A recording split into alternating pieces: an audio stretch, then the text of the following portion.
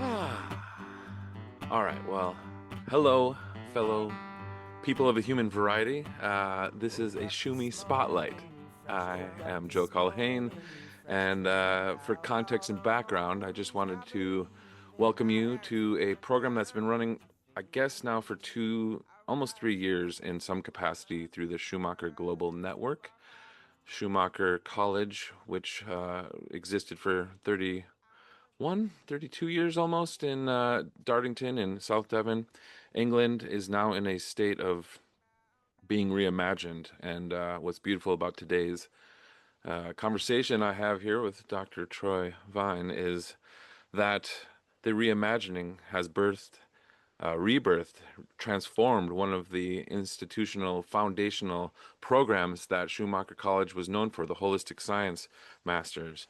And I just wanted to really quickly, before welcoming you, Troy, just kind of note that while I was doing some research, and I guess this is the way of things. I'm going to talk and realize I wanted to just give further context on my own path. I did the engaged ecology master's degree at Schumacher College in 2021, 22.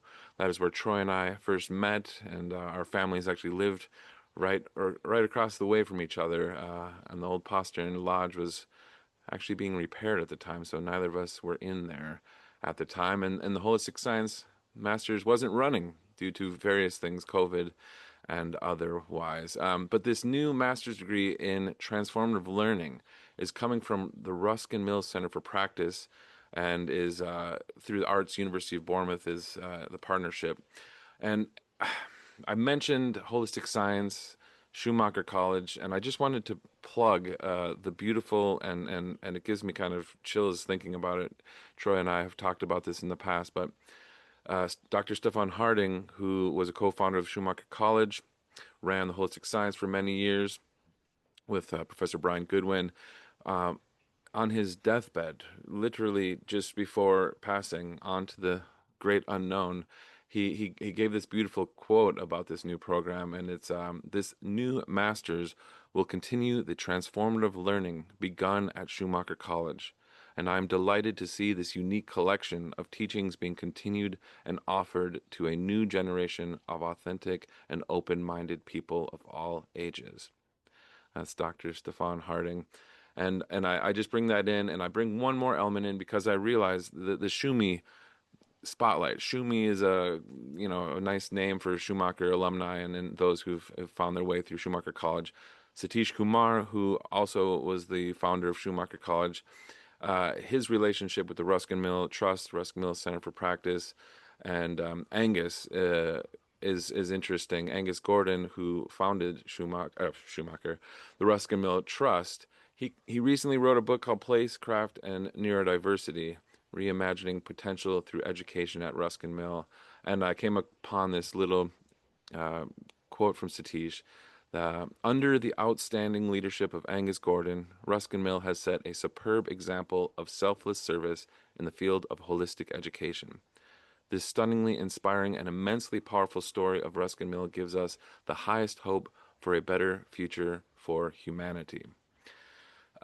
Yeah, so I just bring that in, Troy. Thank you for just enduring that and everyone listening or watching this because the legacy of Schumacher College lives all over the world. There's Siendo Naturaleza in Peru. There's uh, Schumacher Sprouts in Belgium, Escola Schumacher, Brazil, and various places around the world that are carrying on the learning, the heart, head, hands, head, heart, however you'd like to speak of this kind of ethos and pedagogy.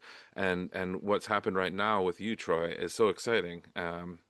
So I'm really excited for you to chat with me about this. So I'll just say hello and welcome and thank you for doing this Shumi Spotlight.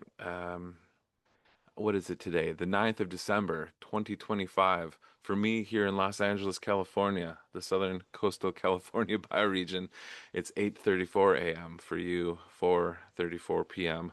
or 16:34 if you're doing the 24-hour clock, just to get a bit of context. Thank you for joining me. We're just going to chat. Let's have a chat. So thank you, Troy, for joining me here today.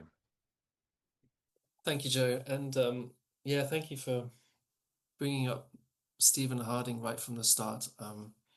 yeah, the last 5 years here at Dartington, I really got to develop a wonderful relationship with Stefan, and he's probably ended up being one of the people who I'd speak to most regularly over the last 5 years of being here. So I'm very, yeah, it's great that to Yeah. have him being acknowledged right at the start is very important for me.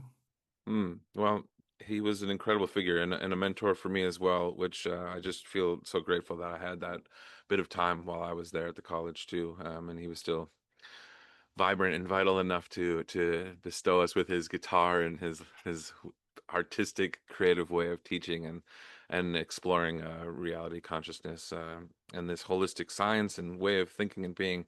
And maybe just going back to that, 2021, 22, we were there. The holistic science program had officially stopped at Dartington, and amazingly, I just feel like the our journey together is so beautiful because you and Angus and I sat together in late 2021 and talked about what's to become of holistic science as a master's degree. Where can it live? How can it live? And that's so wild. And then that summer, I was in Schumacher Sprouts in Belgium, and we did a holistic science, reimagining holistic science weekend that I helped design and run with a few other Schumacher alumni and faculty. You and Stefan were zooming in, which kind of became a closing of the Schumacher the holistic science program. And then spring ahead a couple of years, you and I have stayed in touch, but you and Angus did this heavy lifting and load to bring it back to life as this new master's degree. So I feel like we should maybe just, if you don't mind, I'm interested. We've talked a bit about it, but just hearing how that came to be, and it's got a new title. It's not a MSc. It is a master's in arts now. Just a few of the thoughts and the story, if you don't mind, the journey to today with that. Sure, yeah. So yeah, so as you mentioned, we both moved to England at a similar time. I think it was late 2020, if I Ah, remember. yes, right. Yeah. Um, right at the end, November 1st is when I came to England from Berlin. So it's actually a funny story. I was visiting my friend in Norway in his hut, and his his girlfriend at the time joined us, and she just happened to mention, "Oh, Schumacher College are advertising for a program lead for holistic science." And so, as one of those I think, kind of summer, if you're out in the hut by a lake, you need something to kind of occupy oneself and kind of just a kind of general amusement, I suppose. We all decided to apply for this job, and um, yeah, and then so yeah, I remember driving around the countryside, driving around the kind of wooded. It's on the border with Sweden, so I remember driving through the woods with my friend and her partner and her girlfriend at the time, trying to find internet reception so we could send off our applications in time. Um, so yeah, so that kind of started off as a kind of random kind of whim, and then actually both me and my friend's partner got the job. But yeah, so out of that I ended up moving here, having lived in Berlin for nearly 10 years and really not intending ever to come back to England, suddenly finding myself in the Devonian countryside. And that's when I first met Stefan. And yeah, we then, obviously he was the old program lead, and I was very keen to kind of learn from him, learn from him the deep intention of the program as he was kind of passing it over to me. And then it was the program was delayed for a year due to COVID, and then the following year it was cancelled due to low registrations. And Stefan was really, understandably, quite distraught to, in a way, experience the end of that. And we would meet in his garden it was during COVID, so you couldn't meet indoors. And then afterwards, he had his illness, so it was better to meet outdoors. So we had many conversations just sitting in his garden and in his hut, just talking about, well, what's the next step for the masters? And I was really clear to him, look, I'm going to find somewhere else to keep this masters going. And we looked at a number of different options. And I was also working for Ruskin Mill at the time. And when they heard that the holistic masters had stopped, they then approached me and asked me whether I'd be interested in running it through Ruskin Mill. So Ruskin Mill and Schumacher, in a way, were two parallel institutions that had very similar aims, similar social intentions, if you like. Both of them were based on this kind of holistic approach, this kind of ecological approach. Um, and so in some ways Ruskin Mill had been tracking Schumacher College, obviously, being the kind of leader of that way of thinking in Britain for decades, really. And we'll probably come back to that story, no doubt, later in our conversation. But then Ruskin Mill approached me because I was working for them as well at the same time, and so they said, well, how about how about validating the or how about running the masters here or through us, and so I told Stefan that, and he was he's wonderful. He was really happy that there was not only individuals who wanted this masters to keep going, but also institutions that recognize its deep value. And so that I would like to think that I mean, certainly in our conversations, that seemed to bring him much joy in the final years of his life, and I'm really happy to be able to have provided that for him. Um, Mm. and then, yeah, as an offshoot, we have this master's program. It's Yeah. incredible. It's really beautiful. And maybe for everyone listening and myself included, who I'm excited to share that I'll be attending. I'll be doing the master's degree, which is just going to be very fun to be an intimate person. I was on the first year of Engage Ecology as well, which was a lovely experience to be in a new program. This is not a wholly new program; it's a reimagined one, but I remember us talking in, I think, yeah, 2021 or whatever. You're like, you should just do the holistic science program next anyways. And it's funny, a couple of years later to be essentially, yes, doing that next autumn, which it starts in 1 year. So there's time, good people, to enroll in this first master's program starting next late September, October. If Late October. Okay, yeah. So October 2026, join me and Troy to do this masters. But yeah, for context of what the holistic science program has become, transformative learning. What's your kind of short story of what it was and what it's becoming and the relevancy maybe of how, because I'm in love with the whole idea of the holistic education. I love science and I like that it's an art MA rather, because we still can do the very in-depth you know, scientific kind of inquiry while expanding the, I don't know, horizons of potential. There's something in that quantitative and qualitative realm that probably, and this is again just my own interpretation, and I'll let you share more, but that the transformative learning of today is that we have quantitative data that has extreme value, but there's so much qualitative data and storytelling and life that we're missing when we just live in that mechanistic kind of framework. So I think that's what for me is really exciting about the head, hands, and heart, the pedagogy and ethos of what the practical skills, therapeutic education that fits so well into this all that Ruskin Mill is all about too. It's anyways. Um, what's your take on this new version of it for the listeners who might be curious what this means in its new outfit? Yeah, no, that's a really important point that you touch upon. So the first thing to stress, to really emphasize, is that the content, if you like, the taught content of the transformed master's program, the transformative learning program, is holistic science. So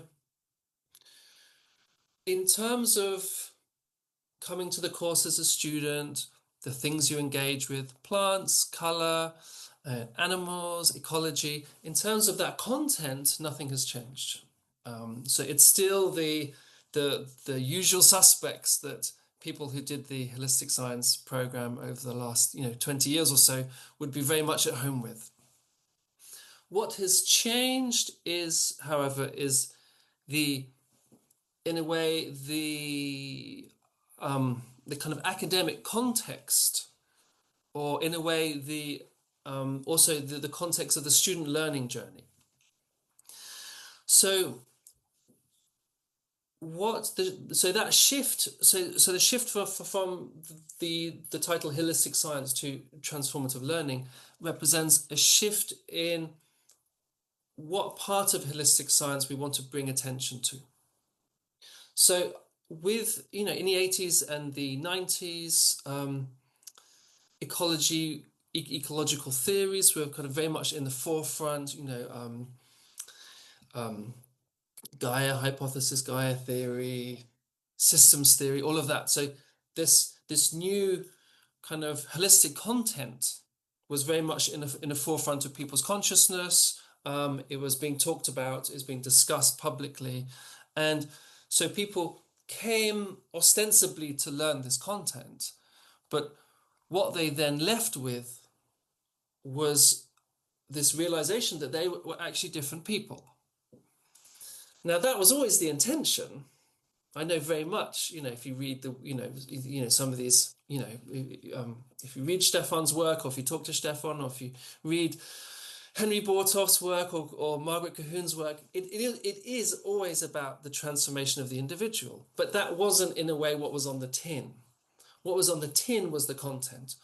But 20, 30 years later, we know that we know the crises that we're in. We know about the species collapse, climate crisis. I mean, we know these things. They're, in some ways, our noses are being rubbed in it every day, as they should be. So in a way, the call, or the intention isn't to make people aware of these things. The call now is to be like, look, we have these problems. We know these problems. We've been trying to fix these problems and failing a lot of the time. And what holistic science can offer to address these problems is to transform who we are, how we approach the problem, and to realize that the problem stems not from a finite resource, or a particular ecological fact about our environment, but the problem stems from us as human beings, how we think about the world. Mm. If we think about the world in terms of resources, in terms of mechanisms, in terms of me being opposed to nature, and from this sense of, well, what can I get out of nature, the problems are just going to get worse. So with this shift with a change in title, this indicates a shift in emphasis, and we want to be telling people now, not there's this problem in the world, but you are responsible for sorting this problem out, Mm. and that entails a transformation of who we are, how we think about the world, what we think nature is, who we think, who we think we're working with. It's really, and so transformative learning wanted to, in a way, brings attention to the fact that the students will be coming with these questions, we hope, and what we're offering is a transformation of how they think about themselves and the world, and Mm. also, in a way, how they see the world. It's in some ways, yeah. So that's the shift, in a way. So in a way, it's the same content, but with a shift in emphasis. Another reason is that over the years, as I'm sure you're more than aware, lots of terms have become divisive. Have become kind of red flags red flags to a bull for some people, and science has just become one of these dirty words in many circles, and understandably so. You know, certain scientific approaches, certain kinds of reductionism, you know, really do lead to an exploitation of nature and impoverishment of the human being. And so, rightly so, you know, science has become a dirty word in some circles. But the mistake is to then write off, you know, so with holistic science, the intention was to indicate a different kind of science, not to write off science completely, but to offer a different kind of science. But that's fine when people understand what it is that you're doing, but you don't want to put them off before they've even kind of before they've even started to engage with you. Mm, Yeah. So, and also holistic can similarly be divisive. sure. Yeah. So yeah, so that was also to just avoid this whole question of, you know, what do we call it? Is it, you know, is it holistic science? Is it Goethean science? Is it, you know, what kind of science is it? We just thought, let's just call it transformative learning, and that can be one of the questions of the course. What to call this set of practices? Absolutely right. And thank you for that. And what I think about too as a person coming into it, and I've read and studied some of this independently and through Engaged Ecology, which had elements of the holistic science program. But like just there's a series of short courses, and we can speak about those. But I'm just looking at the titles right now, and just for like again the listeners, and like the evolution of animals and the evolution of consciousness, color as the deeds and sufferings of light, plant alchemy as self transformation, the plant between sun and earth, archetypal geometry, archetypal intervals of music. To me, those titles just sound like fun. I mean, obviously there's rigorous academic study going on, but playing with color theory and and that neat object in the background of your screen there, which maybe you wanted to show the viewers for a second and describe, like these there's a playfulness and a way with which we can interact and experience science, where, as you were mentioning, there's no we're a part of the research. We are instruments as well as a part of nature and the living earth, so that when we're engaging with color and with geometry, it's a relationship where we're not separate from, we are a part of the study. And I guess that is realized more easily when you actually do the physical and interactive experiences. And I don't know, maybe you could just speak to that. Like, well, you have your book, Seeing Color, and I know that's an interesting access point for those who might just be interested, who can't attend the program or the short courses, as a way for people to understand some of this on their own. And now I'm asking two questions, but if you wanted to just bring up that book and what that was for you in relation to this program and this way of learning and seeing and being. And then I'd love to just yeah, have you show us that little sacred geometry in the background too, and just do a little show and tell for a moment. Sure. Okay. Yeah. So, just a little bit of context for the holistic science courses that you mentioned. So these weekend courses at Emerson, I put together basically pulling out kind of little nuggets, if you like, little nuggets of content out of the master's program, just to give people a taste what of what holistic science is, and also what its transformative potential is. Um, so coming to the book you mentioned, so Seeing Color. So this book was a collaboration between a physicist and an artist. So I'm a philosopher of science.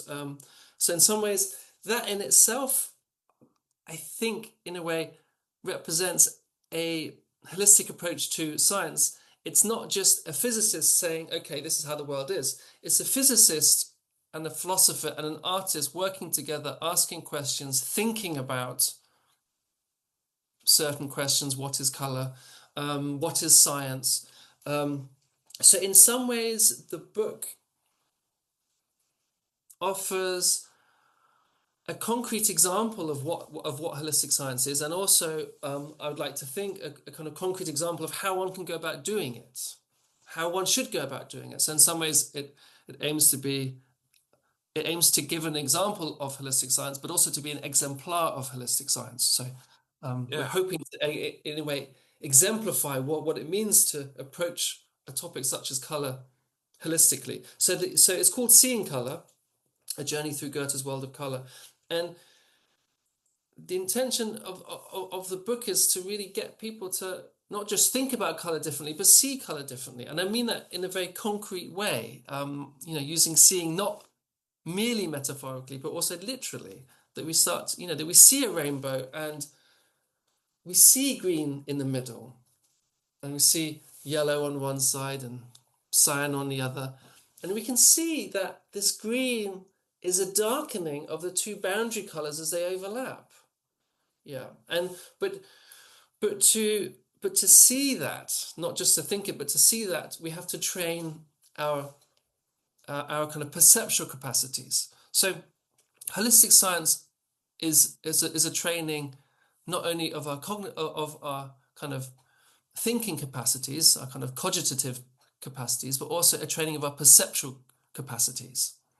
Um, and this, in a way, ties in the work with Thomas Kuhn. So I actually introduced the book with this lovely quote from Thomas Kuhn that I'm just going to read. Um,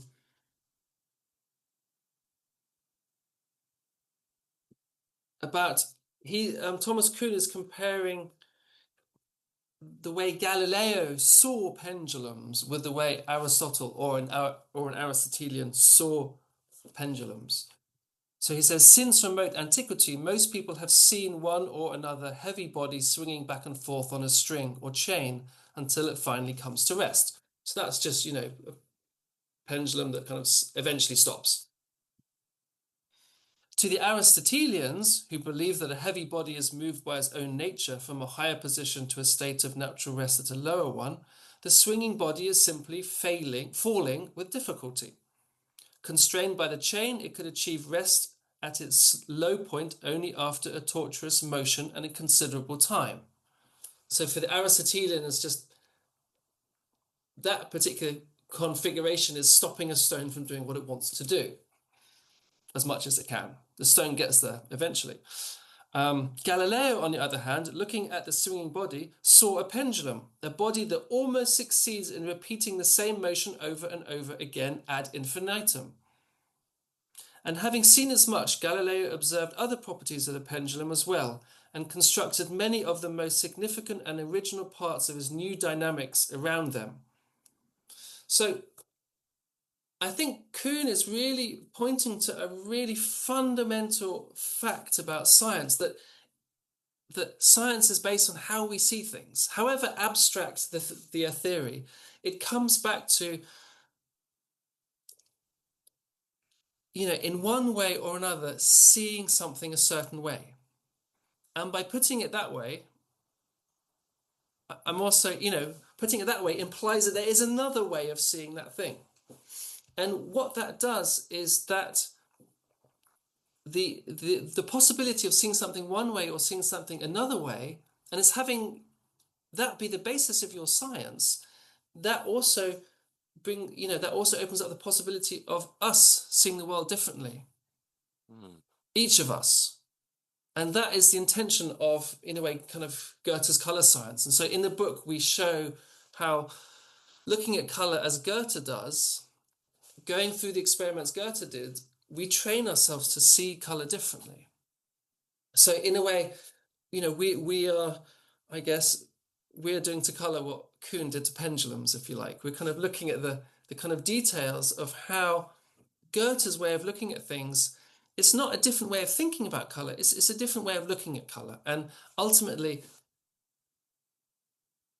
it's a question of, can we see color as Goethe did? right. Not And a most question of, educators. Oh, sorry. yes. Yeah. No, I was Yeah, I just was going thinking to most. say, Oh, yeah. Go ahead, please. yeah, it's not a question of was Goethe right or wrong. Yeah. Right. Well, and that's what I guess I was just thinking that your book is. It's like almost like a practical field guide, right? Like we can think about these things, but until you practice them, until you engage with it, it's not the same. That's why our bodies are needed, and our eyes and our ears, and that experiential learning. That's the holistic, with place, with the rest of nature, with the cosmos. I mean, it all has to be engaged in order for this science to make, it's not even make sense, just be experienced, be interpreted, be shift our perspectives of reality. And that's what's so cool about, it seems so simple, and it is so simple because these are like the simplest fundamentals of like this reality, but we rarely, I didn't get that education. I don't know if many people get the gift and threshold to walk over to even see in these ways. So that book is, I guess, something I would recommend as a, yeah, like a, almost like a field guide or I something mean, like that. Yeah, yeah. yeah, so it came out of, it was based on an exhibition that Matthias and Nora designed. So this was a huge exhibition. It was shown in a glass house. It was shown in the Goethe Arnhem in Dornach in 2010, which is the bicentennial of the publication of Goethe's theory of color.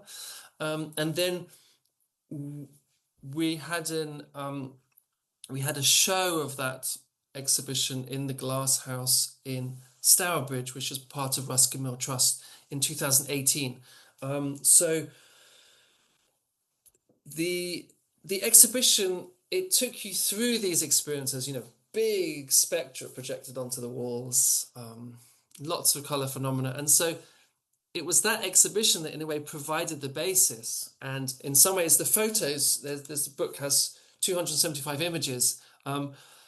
Those images are more important than the words in many ways, because ultimately Goethe would say we have to learn the language of color, and we can only learn that language by speaking with color. But how do we learn to speak with color? Well, we speak with color through our eyes. It communicates to us visually. Color does. So we that's you know it's the color who's teaching us, not me or Matthias or Nora. It's really we in in as practitioners and teachers of holistic science, we strive to to be facilitators, not teachers in a way. That's so, The teachers of the plants or the color or you know yeah, the the intervals if you're studying music, or the forms if you're studying projective geometry. Those are the teachers. So this is why, coming to the second part of your question. So this geometrical construction was something I made with engaged ecology students on at Schumacher College a few years ago. So it is a cube. Here's a cube nested within an octahedron. Now, what you'll see is that the number of corners on a cube is the same as the number of corners on an octahedron. So this allows you to nest them in such a way that each side of one solid intersects with sorry each one corner of one solid intersects with a corner of the other solid. Now the interesting thing is by investigating this figure,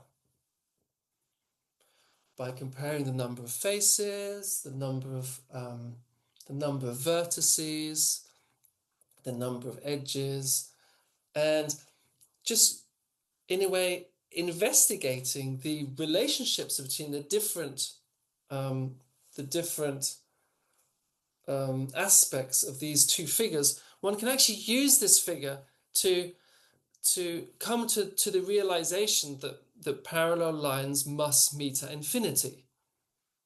That sounds kind of crazy, but you can actually get to non-Euclidean geometry by studying this figure in a very concrete, experiential way.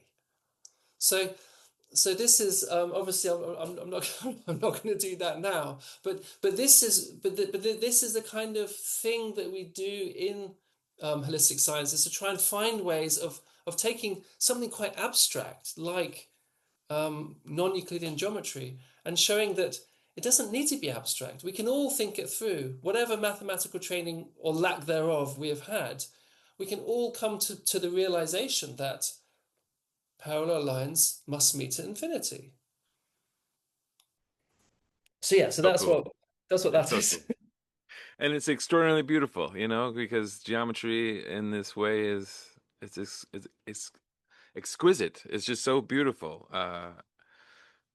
Yeah, that's the thing I keep coming back to for me personally, and I am just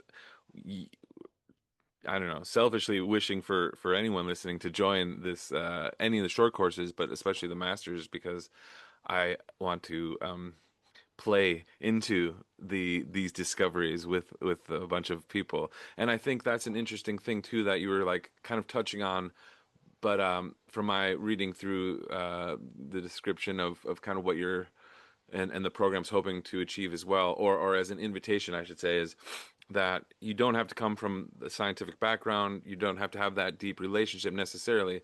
This education and transformative learning is a gift to each of us in whatever roles we are playing out in the world, whether we're a manager of this kind of business or we're in this kind of organization. The education can be transformative for us so that then it ripples out into the institutions, organizations, and greater community we're a part of.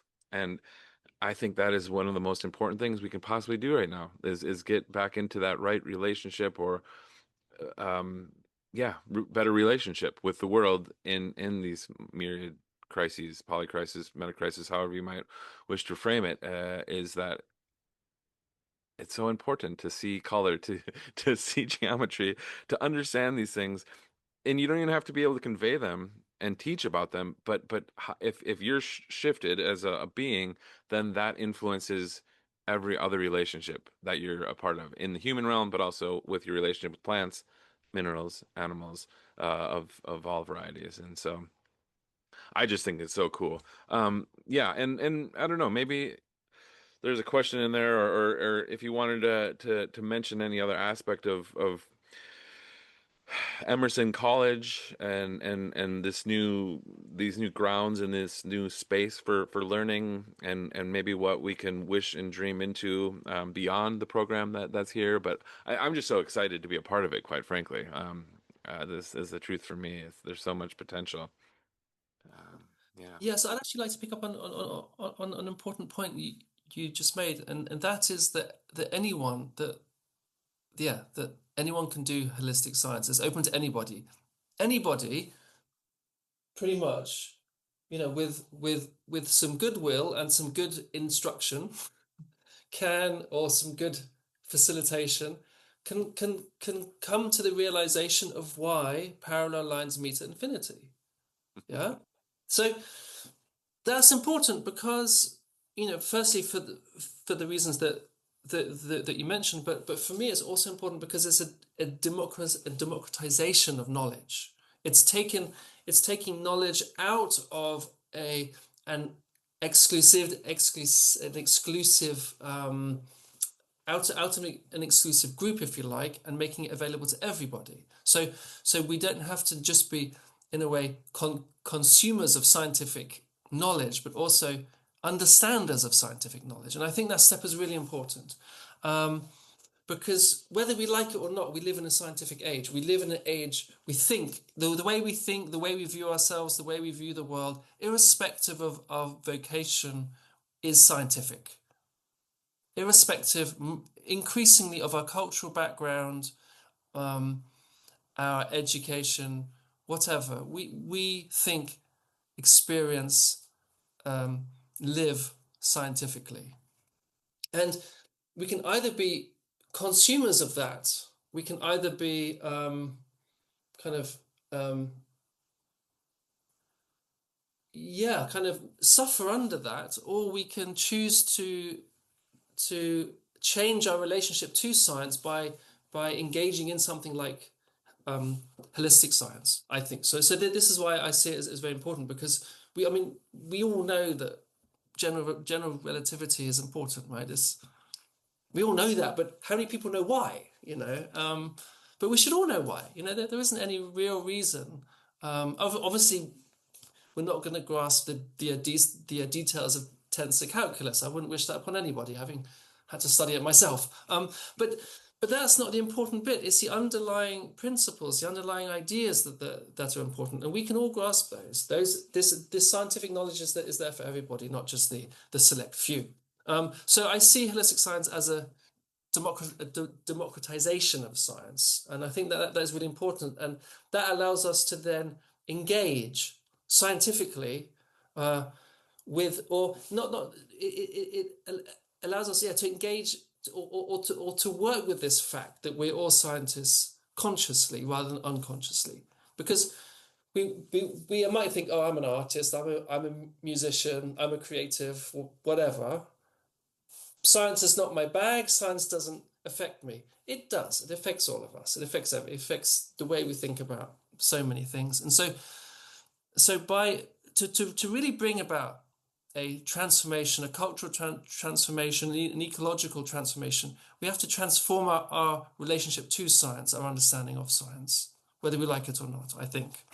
So this is why I see holistic science as important for everybody, and also that everybody can do it. And another reason I think is important, because whether we like it or not, Western scientific ideas have colonized the world. So for a number of us, maybe we have a background that comes from some indigenous culture. So we have that possibility to regain from our ancestors knowledge that was lost by engaging in the practices of our ancestors, the knowledge traditions of our ancestors. For people such as myself that doesn't have that background, to do so wouldn't be appropriate. It'd be cultural appropriation. And so the question is, what possibilities are there for the vast majority of people that have been kind of separated from their indigenous ancestry? What what do they have that's equivalent to the knowledge of their grandfathers? And I think holistic science does provide that. It comes out of the Western tradition of science, but it's always been marginalized knowledge. And the interesting thing is, if you look at these marginalized knowledge practices within the Western canon, like Goethean science, these kinds of things, one finds a lot of similarities between with in indigenous practices, and that's something we're also going to explore on the master's program. Is to what extent also can holistic science provide a kind of decolonization of the scientific worldview that many of us, most of us, have been subjected to, often in fairly brutal ways. Mm, Mm. that's important. That's so great. Thank you for sharing that. And yeah, it's so vitally crucial that you touched on it, I guess, in several ways. And I'm just hearing that, or interpreting too, it's like a pathway and practices to re-engage in a non-human centric, anthropocentric way of learning as well. Where you mentioned it, the colors the teacher, the music's the teacher, like these instruments that are not human are where the learning comes from. And you are a guide, you are a facilitator, you get to bring people to meet that, and I think that is so beautiful and so very exciting. And I'm just very grateful. And you mentioned, I'm so curious on a personal level, because this is a spotlight for you too and the program, but like, and I just know you because we're friends and colleagues over the years, but you're finishing a second PhD. How's that going? Are you on the finishing stretch? I understand, yes, with your all that. And what is it, if you don't mind sharing, just for the context of your amazing academic journey on a personal level? Yeah, so my first PhD was in particle physics, which is kind of quantum physics at high energies. And what I loved about quantum physics, high energy physics, was the fact that it just challenged all of the usual assumptions we have about the world. It it kind of and learning physics, I just remember just these shifts of like, wow, um, just I mean, just so many. I mean, just so many things like superposition of particles, or the fact that a particle can be in multiple places at the same time. I mean, there's so many things about quantum physics that just completely blew my mind and challenged my habitual ways of thinking about the world. And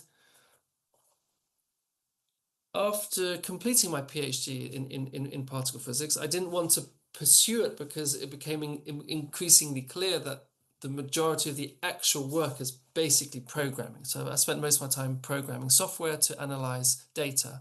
And as a practice, I didn't want to be doing that. So what drew me to color science was I thought, well, if you can have these experiences in quantum physics, why can't we have these experiences in other kinds of science as well? And so I started looking at color science. And so in some ways, my approach, so I'm looking, so in my second PhD is based on looking at color science, and it's looking at how can we shift how how can color science teach us how to think about the world differently? So quantum physics tells us, as an observer, we are bound up with the processes of measurement, and we're bound up with a knowledge of what happens in the world. You can't know what's happening in the world without knowing who it is that is looking at the world and how they're looking at it. And that's such a key insight for me. How we look at the world determines how the world shows up. If we look for particles, we find particles. If we look for waves, we find waves. Um, that is such a profound insight, but it can't just be quantum physics. Surely all of science must show us these profound insights if we look in the right way. So I've been looking at color science to see as to see whether color science can really show us the same kinds of insights that quantum physics is showing us. And I believe it can. So I've been arguing over, in currently 120,000 words that it can. and and so also what I've been using criticism of Goethe's color science as a way of bringing out the fact that just the Goethe isn't primarily making a claim about how we should think about color, or rather, he's not proposing a theory about color. He's proposing a way of looking at color that engages the human being in the same way that a human being performing a quantum experiment, in a way, is engaged in that phenomenon that then shows itself. Mm, And so the debate around Goethe is his theory true? Is it not true? I'm arguing comes at doesn't come at it comes at a far too superficial level. We have to go much deeper and say what picture or what way of looking at the world is Goethe trying to show us here? And if we understand Goethe at that level, then how should we be interpreting him? How should we be judging his color science if what he's trying to do is get us to see the world differently? Now, obviously, you you you can't just make anything up and say, well, that's true because that's how I see the world. There has to be, as I said, we have to learn something from the color has to teach us something mm, about itself, and we can learn that well or badly. You know, if if I don't really engage with plants, I'm not going to learn to see a plant well. You know, right. so there has to be some way um, of assessing how well we can understand a plant that isn't merely testing theories about plants, for example, or color. You know, I switch my object of study there. But yeah, so that's so my PhD in the history and philosophy of science. So I'm a philosopher of science, as I said. So my PhD is to provide a philosophical foundation for in a way critiquing different ways of seeing the world. That's some deep, wild stuff, and I am super intrigued by it, and I'm so excited to be just, projecting into the future a bit where on Pixton Hill in Forest Row at Emerson College, we will be both doing this exploration together in our different and similar ways. So I just maybe we can kind of wind our way to that and looked at the kind of practicalities of how others can engage with this and collaborate and get involved. Yeah, Emerson College is now under the Ruskin Mill Trust's family of 17, I believe, different organizations around the UK, and a soon to be opened Ashdown Garden School, which will be on the grounds as well, biodynamic farm, all sorts of wonderful things that are being brought back to life on that estate. And I got a tour of your soon to be office there, and I guess that's what I'll lead into. In addition to which will be an immense amount of work running this master's and these short courses, is there any other kind of opportunities or things that you wish to manifest there over the years to come, at Emerson and offerings and yeah, what's life going to look like for you and the family there?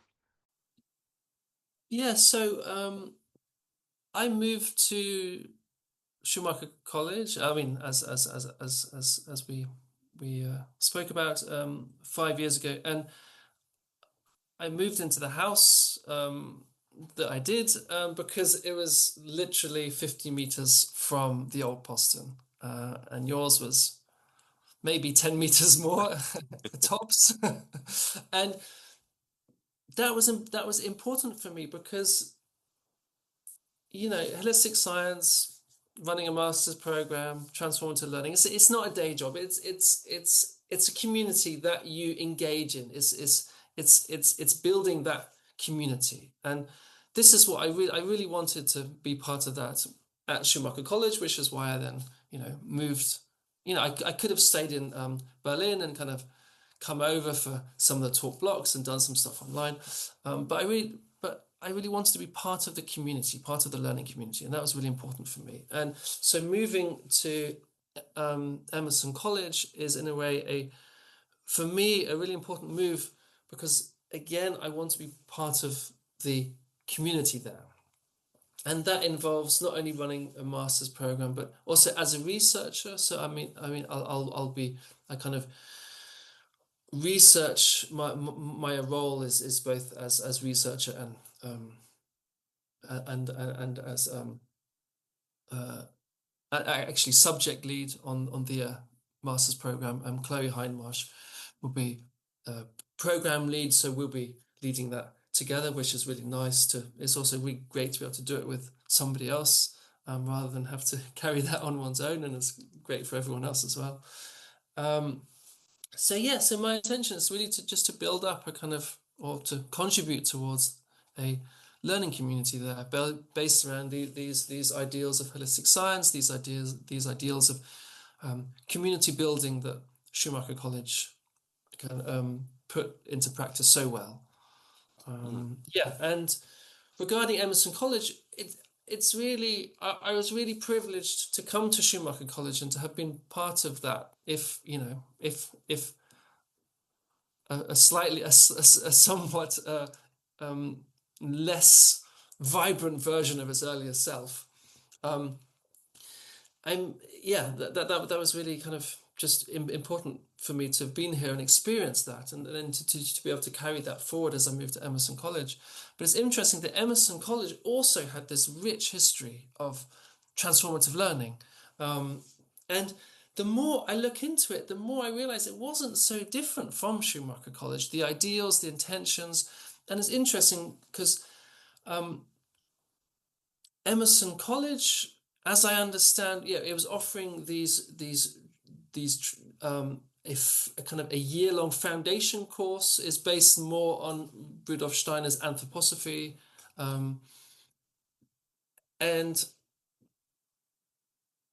um, the more I look at that, and the more I look at the beginnings of the holistic science masters at Schumacher College with Brian Goodwin, Margaret Cahoon, Henry Bortoff, they all had that background in reading the works of Rudolf Steiner, particularly his interpretation of Goethe. And I'm starting to see more and more how Brian Goodwin, Margaret Cahoon, Henry Bortoff, they were bringing this Steinerian impulse um, to Schumacher College.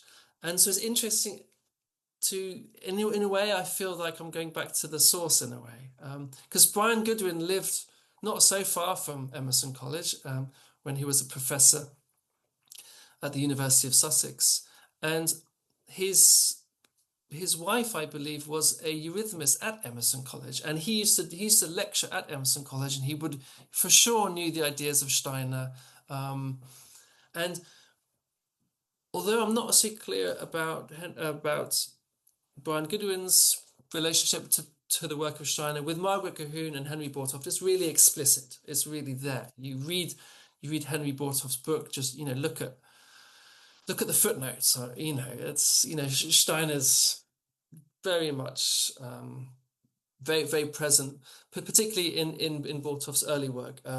For instance, Goethe's Scientific Consciousness, which is just a wonderful book, really wonderful book. That for me was like a key book in terms of developing my early understanding of Goethe's color science and Goethean science um, more broadly. So I'm looking forward to being able to bring these kind of Schumachian ideals that I developed whilst at Schumacher, and the kind of Goethean science and kind of anthroposophical ideals that were developed at Emerson College. I think it's really wonderful that yeah the legacies that they provide to work with are infinite. So one thing that I I think we certainly um, have learned from being at Schumacher College is that it's about the concrete detail. That's where the work happens.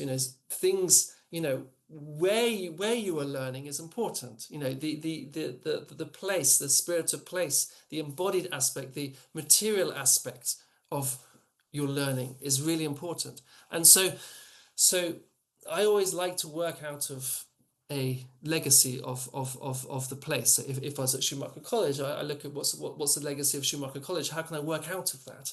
And moving to Emerson then gives me this really rich history that I can then work out of there, so that the work I do is in dialogue with the place, with Emerson, with the history of Emerson.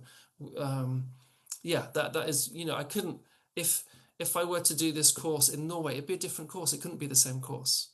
Right. Hmm. Well, thank you. This is all very exciting, and all Shumis out there, and anyone who's been interested in Schumacher College or any of this holistic learning, this regenerative, holistic realm of thinking and being and doing in the world. While Schumacher College is exploring its rebirth and new, home, Emerson is a place in East Sussex, an hour train ride south of London, that has great student accommodations and space for short courses and workshops and all sorts of programming that can, be dancing alongside this new master's in transformative learning. And maybe we'll get Teach to come and give a nice little talk. And it's a different realm, like you were saying. It's not South Devon. But it's the force and my little bit of time there with you for that archetypal intervals of music a couple weeks ago was a nice glimpse of the beauty of and potential of what can become, but also what is already there. That land is very vibrant, and it's going to be exciting to be a part of that with you. Any thing you might want to share as a kind of closing? I think I'll just say that this we said it before we started the official chat that this should be a running dialogue. I'll be a part of the short courses with you in attendance and joining the masters next October. So to be continued on our explorations, but just in the short term, and I'll share links to all the things in access for anyone who wanted to find out more. But yeah, thank you, Troy. Any last kind of closing sentiments, thoughts, ideas you wanted to relay?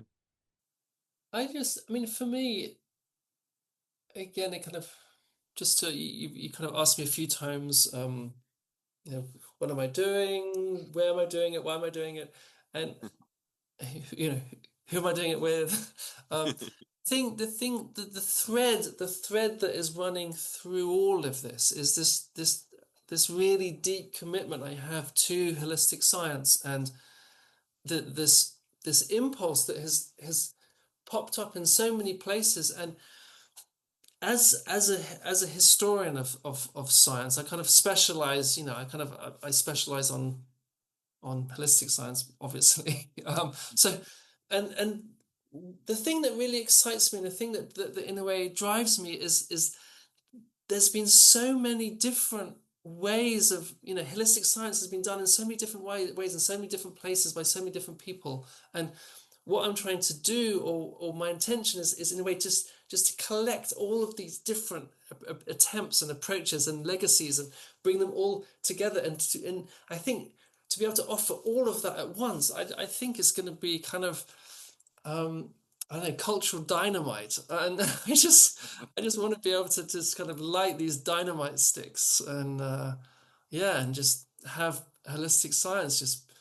I mean, it's it's for me, my experience is that it's been deeply transformative, and I'm so privileged to have studied. I've studied with many people, and um, I just I would love to other people to have that experience of just learning, learning these new ways of engaging with the world that holistic science can offer everybody. And I want other people to have the good fortune that I've had. Yes. Yes, indeed. I'm beside myself with excitement for what's to come. So thank you for carrying the legacy forward and I being just of want to say service. one last thing. Yeah, yeah, yeah. One Please. last thing I'd like to say that just kind of that just kind of adds an extra dimension to what I said is that I had the good fortune of going to a Waldorf school. So obviously, a Waldorf school is based on the transformative learning developed by Rudolf Steiner, as you know, and I had the good fortune of of the upper school main lesson curriculum, and we did projective geometry, we did color science, we did biology. So in some ways, my kind of upper school education, which is from 14 to 18, that was a lot of that was just a holistic science curriculum. And so in many ways, obviously people that haven't gone to Waldorf school can't turn back the clock and kind of, you know, wish things had been different. But I do believe that the master's program in transformative learning offers a kind of age appropriate Waldorf curriculum for people that didn't have that good fortune in their childhood. I love that plug. Our kiddo's gone to Waldorf school. My wife, Rachel, she's done the Waldorf teacher training, and she did it more selfishly that to do and experience the Waldorf education than to actually teach it. And I think that's it. Like so many of my parent friends been like, "Oh, I wish I had this education. I wish I could have gotten this education." And there you have it. We you have an offering here over the course of 3 years. I guess it's important to say too. So it is not an intensive 1 year thing, maybe just to close. That it is stretched over 3 years and hybrid, which I think is accessible as well. And you can just So maybe, this is yeah. yeah, this is something that Stefan and myself we had talked about at some length. So he wanted at Schumacher College, he wanted that 1 year program. He wanted that intense experience to really get people to just to kind of shift how they saw the world. Um, and but so that they had this kind of realization of like, oh no, we've got to do something. This kind of this seeing that had this kind of that brought with it this kind of urgency to act in the world to bring about positive change. Now we all know that now, so we all know that we need to act to bring about positive change. But now I think the question is, and this is something that Stefan agreed with. Now the question is, how do we bring these new ways of seeing into our professional practice? So this course is intentionally a part-time course so that people can have their jobs, keep their professions, but integrate these new ways of seeing into their professional life. Now, there'll be people on the course who don't have a particular professional background, they're not sure what they want to do, and that will then open up new windows for them professionally. But the part-time nature of the course was intentionally so that professional people wouldn't could carry on acting in the world, but bring their actions in line with holistic and ecological ways of seeing. Awesome. And that just brings me back to that this is a Schumie spotlight through this Schumacher Global Network, which over these last 4 years of developing that and co-developing that with other Schumacher alumni, short courses and master's degree students, staff, and faculty, the whole idea is that we can support each other along that pathway too. So more to come on how we can help all incoming MA students have a network to kind of support their inquiry as well. Like that's the whole idea, is that we can do this together, and it's not a isolated one person. That's the holistic element of this, is how can we do this in relationship and of service to each other, and the transformations that are desperately needed at this time. Oh, Troy, I want to just keep talking, but we should wrap it up. So I again thank you tremendously. Let's have more of these conversations down the way. Join the MA. Anyone listening or watching, please, or the short courses. We'll provide links. Um, yeah, thank you. Thank you, Joe. Thanks for your enthusiasm and asking the questions. It's these things live in the speaking, so it's great to be able to speak about them. All right, Troy. Well, much love to you and the whole family too, and yeah, more to come. So, thank you.